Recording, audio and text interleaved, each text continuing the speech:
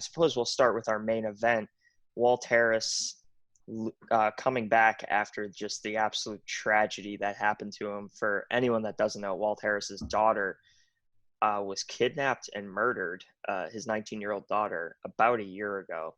And this is his first fight back against Alistair Overeem. And he did lose in the second round. Alistair managed to mount him and flatten him out, and then just start landing some bombs on him, and Dan Mergliotta stopped it.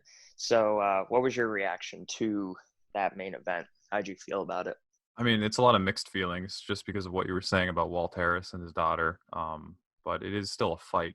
And Alistair is he's a tricky man to really take down. And he played that patented patience game in the first round, and he just waited and waited. But Walt Harris is such a strong man. He's got really hard hands, and he floored him. I think Alistair threw a leg kick, right? And then Walt Harris countered it with a couple hooks, I believe, and sent him to the mat. I thought the fight would be over at that point. Yeah. I thought it could have been easily stopped. It could have been. When he got knocked down the first time.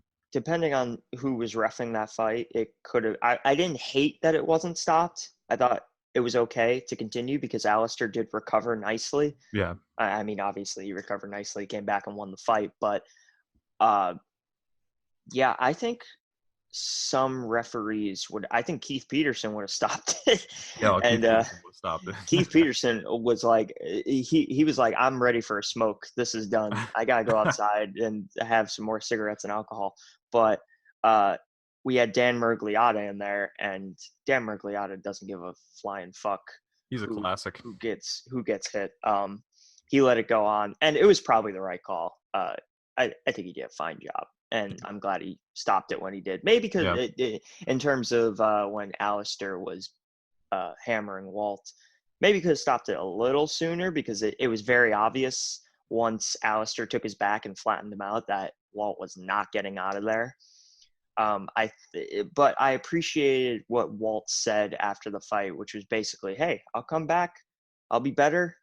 You know, he didn't seem discouraged. I'm happy about that. I'm really happy for the guy that he came out there, performed, almost won the fight, came real close to winning in the first round, and just said, I got some things to work on. I'll be back. I think particularly his cardio, he seemed to be gassing. In the first round, he seemed to be gassing. And when he got on the ground, he looked pretty helpless. His stand-up, his boxing is spot on. I think he's got a lot of potential there.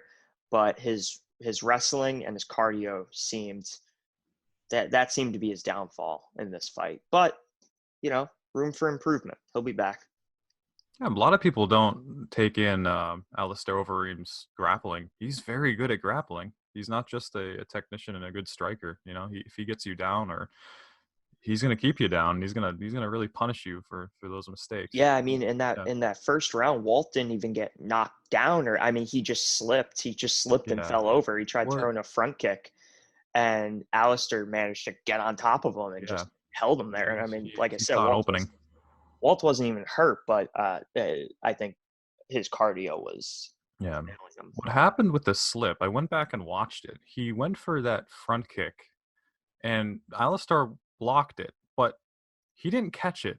But Walt Harris's foot got caught in his guard. I don't think Alistair meant to catch the kick. So I think Walt Harris got his foot stuck in Alistair's guard.